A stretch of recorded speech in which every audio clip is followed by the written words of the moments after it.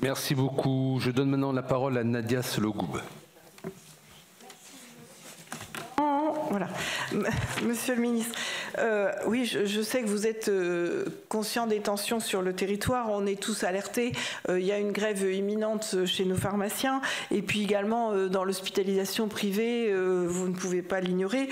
Donc, ce qu'on ressent, et c'est dramatique parce que normalement, les deux systèmes de l'hospitalisation publique et privée devraient se travailler en complémentarité fondamentalement. Or là, on est en train d'opposer les deux systèmes, ce qui est tout à fait pénalisant.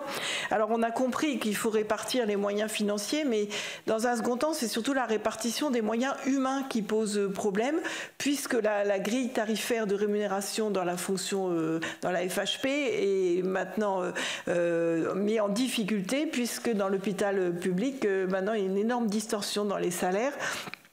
Alors que, y compris dans les cliniques privées, les infirmières et les aides-soignantes travaillent la nuit, à vrai dire.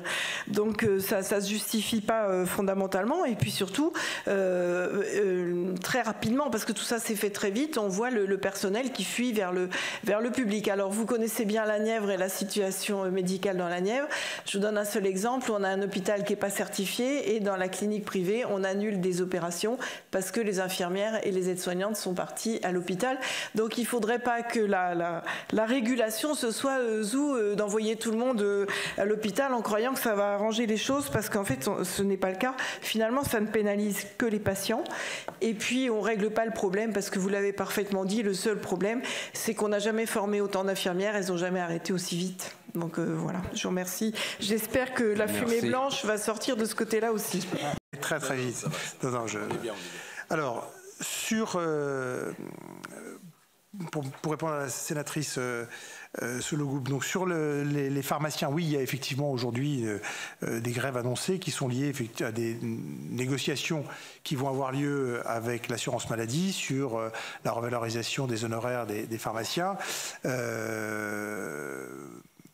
Un jour, peut-être qu'il faudra se poser la question de la pertinence de la construction conventionnelle qui fait que quand l'assurance maladie discute avec une profession, et là en l'occurrence les médecins, même si on espère tous que ça va se terminer dans quelques jours, le monde s'arrête pour toutes les autres professions qui attendent leur tour, prennent leur ticket, et voilà, on est dans une construction de l'ensemble qui évidemment interroge, puisque chacun regarde comment l'assurance maladie discute avec l'autre, chacun attend de pouvoir être pris en compte parce que les effectifs sont, la direction de l'assurance maladie est prise par les uns, etc. Enfin, on voit que dans les relations entre notre nation et les soignants, il y a peut-être des modèles peut-être plus souples, plus modernes de dialogue et d'accompagnement financier qu'il faudrait penser. Bon, c'est pas l'objet de la discussion du jour, mais enfin, en tout cas, ça nous interroge. Donc, pour revenir sur les pharmaciens, oui, effectivement, lié notamment aux nouvelles missions, parce que quand on confie des nouvelles missions aux pharmaciens, notamment, je parlais des TROD sur les cystites, les angines, etc., derrière, évidemment, il faut le valoriser économiquement et il faut effectivement trouver à cette valorisation. Donc, bon, je connais le sens des responsabilités des pharmaciens et leurs organisations. Je pense que enfin, en tout cas, je ne souhaite pas que la grève perdure, mais en tous les cas, très vite vont s'engager des discussions entre la profession et l'assurance maladie. Derrière, il y a aussi le sujet, mais j'y reviendrai tout à l'heure, il y a le sujet effectivement des pénuries de médicaments qui tend aussi le paysage des pharmaciens. Sur l'hospitalisation privée, bon, c'est pas directement le sens de votre question, mais je veux quand même profiter de votre question pour le dire. Je veux quand même rappeler que les débats actuels entre le public et le privé ressortent donc des choix qui ont été faits par le gouvernement dans cette campagne tarifaire.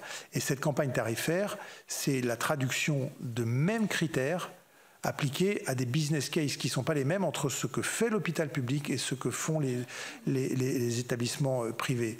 Le gouvernement a fait des choix politiques. Et je pense que c'est des choix politiques qui sont difficilement contestables. Quand on veut mieux financer la pédiatrie, qui est aujourd'hui une activité en souffrance, quand on veut mieux financer les soins palliatifs, vous en avez parlé, Madame la sénatrice, rapidement, je pense que personne ne peut le contester. Quand on veut mieux financer une activité de greffe qui est utile aujourd'hui, mais qui pâtit effectivement d'un sous-financement historique, quand on veut mieux, quand on veut mieux financer les activités liées aux maternités, l'obstétrique, la gynécologie, qui là aussi sont sous-financés structurellement depuis des années, et qu'on applique ça à ce que font les cliniques et ce que font les hôpitaux, il se trouve qu'à l'arrivée, c'est d'abord les hôpitaux qui portent ces activités-là qui sont mieux financés. Bon, mais ce sont des choix politiques, effectivement, de dire qu'aujourd'hui, on a des priorités qui doivent être celles-là, et que moi, j'assume complètement. Donc, à l'arrivée, ça donne effectivement des résultats qui, appliqués aux uns et appliqués aux autres, donnent facialement des évolutions différenciées. Mais c'est d'abord le résultat de ces choix-là, premièrement. Deuxièmement, sur la campagne tarifaire, c'était lié, mais ça je l'ai dit dans mon propos introductif, à la nécessité de financer des accords, notamment le financement du travail de nuit, travail de week-end, qui effectivement s'applique d'abord là aussi à l'hôpital. Pour autant, là où je suis, ce que je veux dire aussi de manière très claire, c'est qu'aujourd'hui, on doit traiter de manière beaucoup plus équitable l'ensemble des secteurs, public comme privé. On doit effectivement, quand on finance les gardes chez l'un, il faudra arriver à financer les gardes chez l'autre, de manière à ne pas donner l'impression qu'on pénalise le privé par rapport au public. Et donc, ce qui a été fait, parce que les mesures Guérini, l'augmentation du point d'indice, c'est ce que ça a amené, les mesures, le relèvement du point d'indice de la fonction publique en 2022 et 2023 ont donné lieu à des compensations aussi dans le privé. Donc il n'y a pas de différence de traitement. Il y a simplement effectivement parfois des mesures qui ont un impact beaucoup plus fort dans le public que dans le privé et qui peuvent donner facilement cette impression qu'on privilégierait un secteur par rapport à l'autre. Donc je veux le redire. Alors effectivement, avec le temps, aujourd'hui, pendant des années, il était plus attractif, plus rémunérateur, d'aller travailler quand on était infirmière dans les cliniques que dans l'hôpital.